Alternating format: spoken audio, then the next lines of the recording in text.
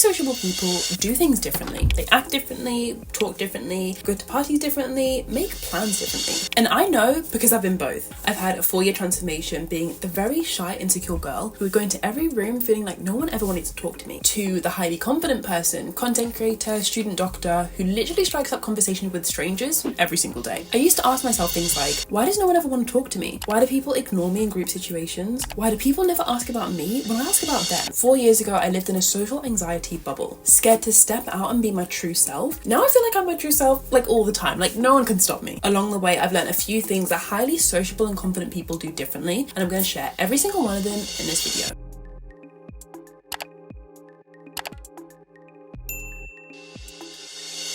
Hey, if you're new, I'm Christina and I make videos for people who are feeling lonely. If you're a people pleaser, overachiever, overthinker, over anythinger, you're in the right place. When it comes to becoming a highly sociable, confident person, if you want to make friends, counterintuitive, but bear with me, stop saying yes and start saying no. Yes exudes insecurity when it comes to social situations, and no exudes confidence in social situations. That's such a tongue twister. Stop saying yes and start saying no when it comes to meeting up with someone who you don't really want to but you feel obliged to. It applies to helping someone who only ever reaches out whenever they want to take from you. They never actually help you yourself. And it applies to like that relative that whenever you meet up, you always feel like you have to agree to keep the peace and just make face. I'm sorry, but screw the peace. It is not worth being a shell of a person if you can't speak up. Stop saying yes and start saying no is so powerful, because chances are you think to make more friends, be more sociable, you need to meet more people. That is a lie. The number one thing you need in terms of to be more sociable and to make more friends isn't meeting more people, it's confidence.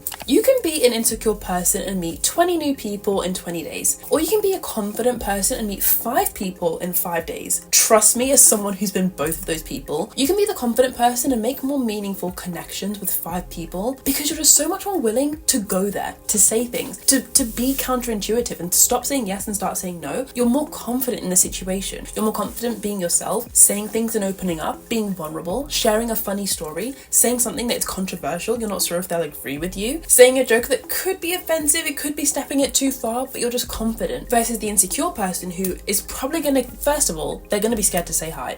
They're gonna be scared to say hi. They might meet a new person and all they want to do is they're literally praying in their mind, crossing their fingers that the other person is going to say hi first. Then when it comes to talking, they're going to be scared to even go deep in the conversation. They're not going to know where to start. Oh, you know, I'm shy at first, but once you get to know me, then I'm amazing, then I'm crazy, then I literally won't shut up. But how do we get there first? They're scared to go deep. They'll keep it surface level. I've started it off with this because it's one of the most powerful ones. You have to start saying no. It's counterintuitive because you think, if I say yes to people, yes, I'll go out, even though I don't want to, even though I'm exhausted. Yes, I'll help you with your project, even though you never help me with anything. Yes, I'll just keep nodding along. I'll just say yes to everything. That is not the sort of person that a lot of people want to be friends with. It's harsh, but it's true. And sometimes the harsh truth is what you want to hear if you really want to make a massive transformation. So that's rule number 1 of being a highly sociable person. Rule number 2 is ask people about themselves. No one is more annoying than a person in a conversation that is only ever talking about themselves. They're just yapping on and on and on, talking about themselves, talking about their family, what they're having for lunch, what they're doing in the afternoon, in their evening plans, what they're going on holiday. Like, you haven't asked about me like once. I might be preaching to the converted because I'm sure if you clicked on this video, you're the sort of person that does ask people about themselves, but don't take it too far. I had this massive problem in the past where I'd ask people about themselves constantly, keep asking them questions. I've got so many things to say to them and ask them, but I would never open up and talk about me. And that is a problem. You can take this too far on the extreme end. You cannot ask people about themselves enough, or you can ask people about themselves too much. You definitely want to have a balance. Yesterday is the perfect example of this. So I'm a student doctor, I'm a medical student. I was on the ward yesterday with a nurse, I was shadowing her, and she was talking to me about a family in-law problem. Essentially, someone in the family has sadly passed away. She actually didn't know this person, so it's a bit like, she's a bit removed from the situation. And she was telling me all the family drama and gossip about how, who's in the will, who's not in the will, the person in the will is taking all the money, and there's it was so chaotic and problematic. It was such a personal problem, like literally someone's passed away and they're literally talking about the will. But because I was so willing to listen to her and I was asking about her, she was telling me all this information. She was asking me about my degree and how I'm doing and how I'm graduating soon and how I'm feeling about it, and I was telling her about my mum and how I'm really close to my mum, and just so much stuff. It was such a back and forth, and I feel like the perfect conversation is when you have a bounce between person to person. You're asking each other equally about each other, and no one's gatekeeping information about themselves. The other person isn't like word vomiting and just only ever talking about them. Tell people what you're going through. I have this very deep and genuine connection with one of my friends. It's actually weird. Like, we are so weirdly honest with each other. We bonded 2 years ago. We were both very lonely. At my university, where you're a medical student on placement, you can be placed miles away. We were placed in this very small town with a few other people. We were kind of like a tight-knit group, all like isolated from the city centre where we all were before. And because a lot of us had left our friends behind, left our like flats behind, our apartments behind, like we felt like just so lonely and isolated, but none of us would really open up about it. Me and this person in particular met up one day. I think we went for like a coffee or something, and literally one of the first things that we both said was just how lonely we felt. We both opened up and bonded on the fact that we were going through like such a tough time. We didn't have any of our friends close by us. We felt like we were just so lonely. We didn't really enjoy what we were learning about as well. It was one of those rare moments where you open up to someone and you just are so lucky that they feel the exact same way. And I could have done what insecure Christina would have done. I could have just like been like, oh yeah, I'm fine. Like, I'd put a mask up, I'd put my walls up, I'd lie and be like, yeah, I'm okay, I'm fine. I'd just keep it all very like neutral and not say anything about how I feel. But me and this person was so lucky in the sense that we both felt exactly the same. Like, we both opened up, we both were vulnerable, we both stepped out of our comfort zone and said like, I am feeling lonely, I do feel a bit lost, I do feel like I don't want to be here, I don't want to be miles away from my friends and like just in the middle of nowhere in this placement in this weird dingy hospital.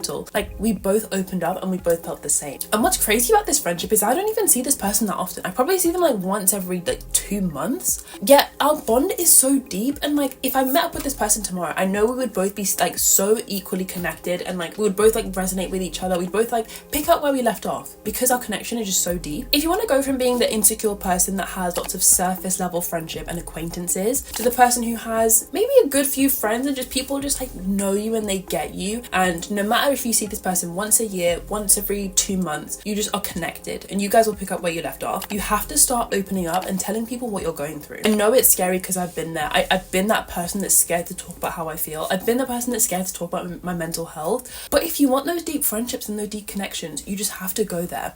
Maybe you'll be lucky and they feel the same way. Maybe you'll be unlucky and they don't feel the same way. All that matters is just that you opened up. You are not trying to get a certain response. You are not doing it so that they agree with you or they feel the same way. That's not the way to go about it. Your goal is only just to open up. Start connecting with people online. Some of the moments where I felt most seen and understood, and I've literally had tears in my eyes as I'm sending like DM messages with someone, have been with someone that's thousands of miles away. Don't limit your social interactions with people that you just see day to day or people in person. There is so much connection to be had online. I do this thing currently, which I highly recommend to you guys, where currently on LinkedIn, I know LinkedIn isn't everyone's favorite, but I've tried to curate my LinkedIn feed so it's actually like really helpful and inspiring and not like full of people bragging about their jobs. I will reach out or comment or DM someone who I just find like they shared a post where I really resonate with their experience. A lot of my LinkedIn now is people sharing their failures. I think because the more you engage with something, the more it shows you more. My LinkedIn feed now is very like relatable, very inspiring, very like people who are just sharing experiences.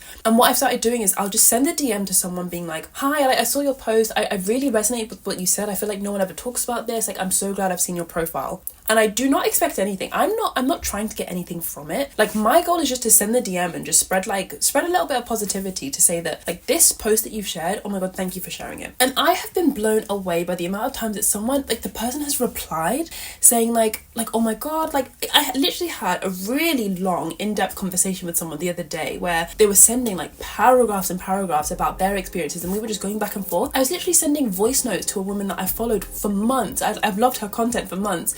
I sent a DM. I did not expect anything from it. 5, stop taking things personally. No, I'm not free. Sorry, I can't hang out tonight. Sorry, I promised my sister I'd pick her up from work. I can't do like next week. Sorry. No, I can't do Saturday. I could probably do another time though. If you're the sort of person that messages someone to hang out or spend time together and they say no and you take it personally, we have a lot of work to do. Insecure people think that the world revolves around them. And as someone who's previously insecure, I know you might be thinking like no, I don't. Like, no, I don't think the world revolves around me. Like, no, it doesn't. If someone says no, they're busy, they've got some sort of reason, and you're now thinking, oh, they don't actually like me, like they're just saying that, like no, they don't want to hang out with me, I knew they didn't like me, I knew that they wanted an excuse. You're thinking about yourself so much, you don't even realize it, but you're actually being a bit like self-absorbed. You think that everything revolves around you. Like, they have a whole entire schedule, whole entire personal life, hobbies, work life, university outside of you. There's a time and a place for where someone's making excuses constantly every time you message them. Maybe that person person genuinely doesn't actually want to spend time with you. But don't overthink it. Just go with your gut. Do not spend days and days and days and weeks like going back and forth between does this person like me, does this person not. If you have a gut feeling, trust that and honestly just move on. Do not prolong like a week friendship that's being strung along and just like being prolonged for no reason. Like, don't waste your own time. Cut people off when you get a bad gut feeling. But on the other hand, if you're taking things personally and thinking that people saying no is about you, everything that they're saying means something about you, that is a problem. And you'll understand what I mean if you're a really busy person. Sometimes I think when you're insecure, maybe you just need to get a hobby and you need to actually like have a bit of a busy calendar, have a busy schedule, have things you're doing after work, after university, after classes. When someone then says no, you'll understand, like, oh yeah, like you're busy, like totally get it. I'm like super busy too. Like you don't take it personally. Sometimes I think if you are taking it personally as well, someone says no and you're actually like a little bit offended and a little bit upset, you might be looking for validation a little bit. Sometimes if someone says yes to you, yes, I want to hang out, and you get like excited and happy that like they want to hang out with me, like I'm valuable now, I am finally someone people want to be friends with, I'm a good person now. If you're taking it personally to mean something about you, it just might be a sign that you are looking for validation, and that's not a bad thing. I spoke about this more in my video where it's all about you're not looking for friends, you're looking for validation. I'm gonna link it up here if you want to watch that one. It's such a common thing when you're insecure. Like you don't actually want the friend, you kind of just want the validation that like people like you now, people want to be friends with you, and those are different things. But back to my main point, stop taking no personally. Them saying no doesn't mean anything about you. If you apply my rule number 1, which is stop saying yes, start saying no, when you start saying no, you're okay with other people saying no. If other people say no to you and it's a problem, it's just a sign that maybe you lack boundaries a little bit. Again, totally okay. I've been there. Trust me, I know what it's like. You probably need to work on more saying no to other people. Stop saying yes and start saying no. Get a hobby or get a side hustle. If someone has interesting or just like really cool things that they do in their spare time, who doesn't want to be friends with them? You have to ask yourself, like, if you're the sort of person that jokes like, oh yeah, all I do is scroll on TikTok, like, like I have no social life, like ask yourself genuinely, like, would you want to be friends with yourself? And like, there's no shame. Like, would you want to be friends with someone that like only ever scrolls on Instagram reels? We all do it from time to time, but like if you have no other hobby or passion, like you have to ask yourself, would you want to be friends with you? The biggest mistake when it comes to hobbies or getting a side hustle that people make, I think, is just spending so much time focusing on like, is this the right one? Is this the correct one? Will this one make me money? Is this the best thing to do? People spend way more time thinking about the side hustle than actually like doing it and getting started. There was a relationship expert that said like a really cool, like she had a really cool way of describing this. She's called Dr. Karen Gurney. She said that people in relationships, but I think it applies to side hustles as well, have a rare and crucial attitude to relationships. They think it's a rare opportunity to get into a relationship. It's crucial. They need to make sure this is the right partner. They'll spend like ages digging and like being an FBI agent, finding out everything about them, and it's crucial. Rather than a trivial and often approach, like I'll meet people all the time. It doesn't matter if this guy is the one, like we'll just see where it goes. Like it's way more important in a lot of things to have like a trivial and often approach rather than a rare and crucial approach. With your side hustle, don't spend too much time worrying about if it's the right one, if this hobby will make me seem cool and seem interesting. Like it's trivial, it's not that important, it doesn't matter. Like just do what feels good for you. And the last habit of highly sociable people is follow up. So imagine this, I just started university, insecure girl, I was 18, 19, I was super shy, literally going into a room would like make me super anxious. I'd have to hype myself up, and there were moments where I'd wait for like a group to come in and I'd like just follow along behind the group because I was too scared to enter a room like on my own. So somehow, some way, I don't know how it happened, I clicked with like 2 girls, we met up, I think we bonded over R&B music, and it just so happened that one of them worked at an R&B club. So I was like, oh my god, like let's go to like an R&B club, let's have a night out.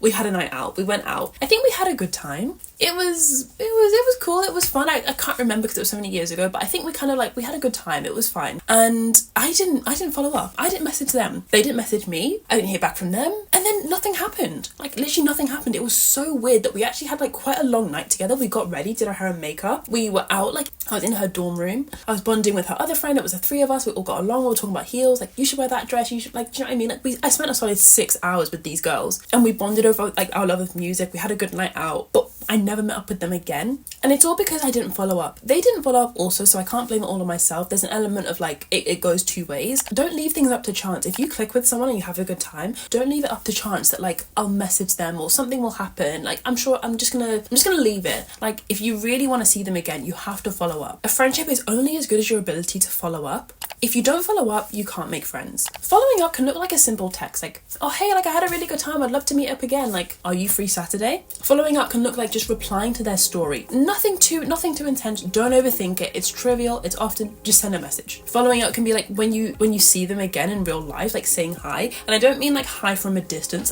like you're on the other end of the lecture theatre and you're saying hi, like go up to them, make the effort, because effort goes a long way, and just say hi face to face. Because if there's one lesson I've learned from university, like don't leave things up to chance. Your friendship is going to depend on the fact that you follow up. Even when it comes to like being an actual adult and having like a real life job, it's harder to maintain friendships because you're not seeing friends all the time at university or in classes. You have to be so active at the process of following up. Something that I've learned being like a really insecure person, navigating friendships and kind of evolving and becoming more extroverted and more outgoing, is that you think that making friends will fix your loneliness in the way that you feel, but it really won't. I made a video talking about this in a lot more depth, and I think if you enjoyed this video, you'll really enjoy that one. But I hope you enjoyed. Thank you so much for watching this video, and I'll see you in the next one.